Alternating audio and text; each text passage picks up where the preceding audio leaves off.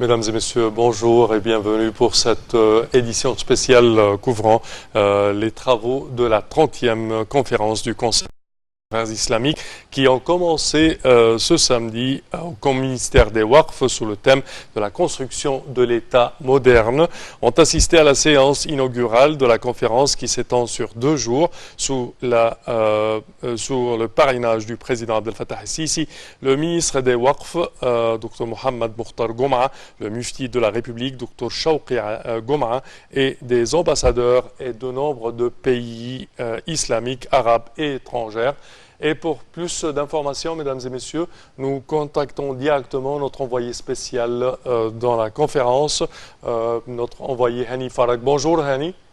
Bonjour Salah, bonjour tout le monde. Bonjour, alors si tu peux nous parler des activités de cette 30e édition de la conférence du Conseil suprême des affaires islamiques.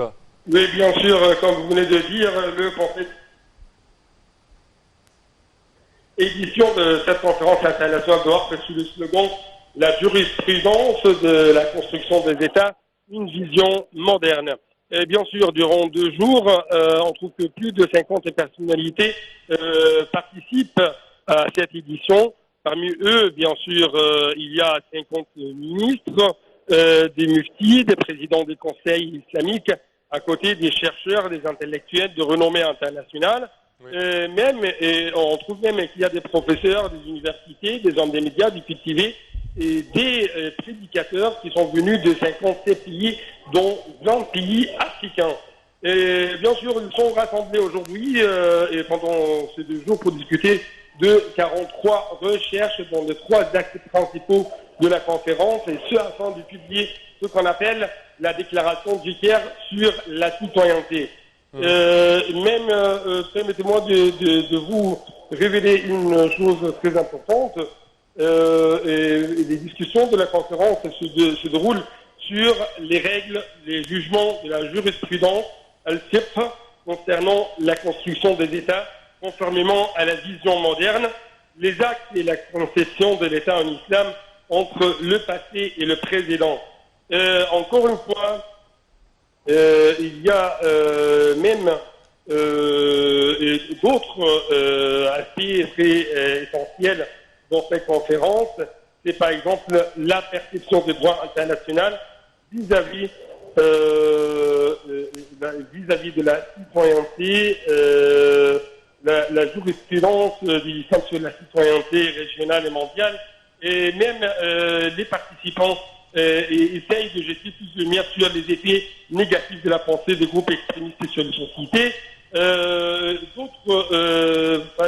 D'autres choses très importantes que des sessions sont consacrées spécialement aux prédicatifs. En fait, pour la première fois, on trouve un nombre de présidents des universités des différents pays qui ont été invités à la conférence dans le cadre de la coordination entre les leaders et les dirigeants de la pensée religieuse et les cultivés, les ulémas, et ce afin de répondre la vraie religion islamique et pour faire face à l'extrémiste, même si je peux dire, selon Dr Mukhtar Gomaa, Mohamed Mukhtar Gomaa, le mufti d'Égypte, la force des États sont une force pour la religion, sont une force pour la nation et les fils de la patrie. D'autre part, il y avait, si je peux dire, des idées ou des conceptions très importantes. L'importance des États et le soutien, le renforcement même des nations sont une exigence religieuse. Et tout cela, c'est pour, bien sûr, faire face à une pensée extrémiste, terroriste qui essaye de faire tomber les nations, de faire chuter les États. Et c'était même une idée qui a été soulignée par les différents intervenants durant la première session de cette conférence, la première session inaugurale bien sûr de cette conférence.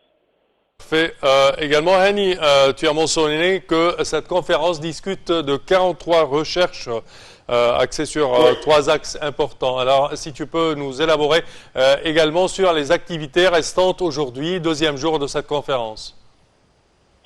Oui, comme je viens de vous annoncer il y a quelques instants, bien sûr, il y a 43 recherches qui vont être discutées parmi les participants. Bien sûr, la construction des États exige un long processus qui est bâti par le travail et les efforts sérieux.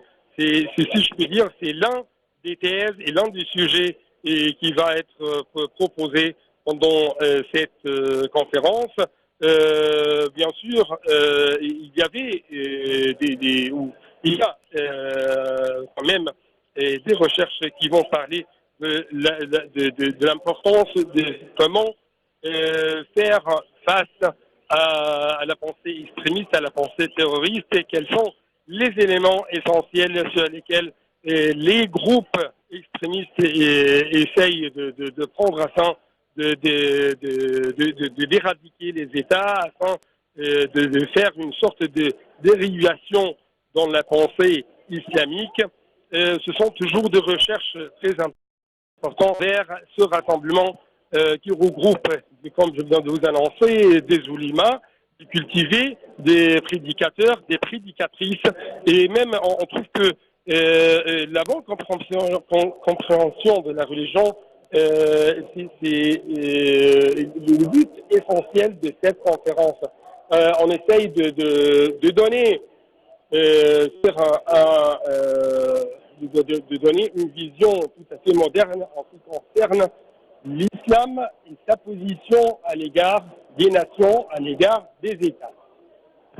Également, Hani, des ateliers sont organisés en marge de la conférence sur les relations historiques de l'Égypte dans les divers domaines, surtout avec les pays africains et le rôle de la famille dans la stabilité de la société. On parle toujours de participation de plusieurs États dans cette 30e session de cette conférence. Alors, il y aura plusieurs pays africains qui participent, n'est-ce pas? Oui, bien sûr.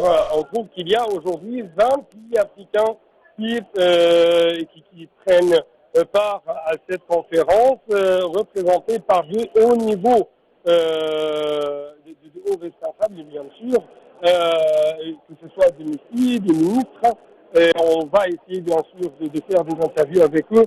Mais même l'une des choses qui ont été proposées, c'est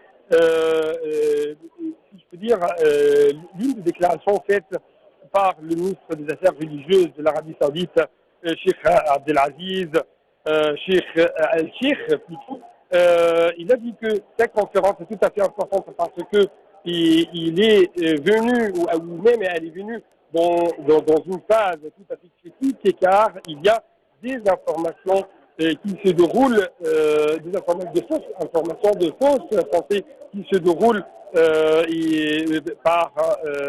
même qui ont été lancés par des groupes extrémistes et qui visent à tuer les gens, à anéantir les pays et les nations.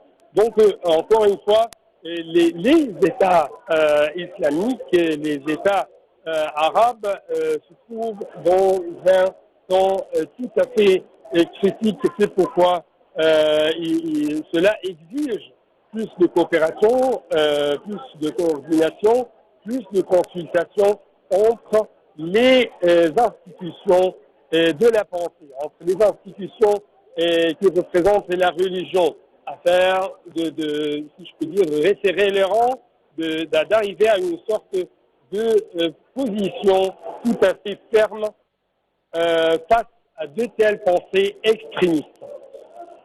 Fait notre collègue et envoyé spécial dans la 30e conférence du Conseil des affaires islamiques. Notre collègue Hani Farag, nous tenons à vous remercier et on va essayer de te recontacter. Chers téléspectateurs, petite pause, on vous retrouve tout de suite après.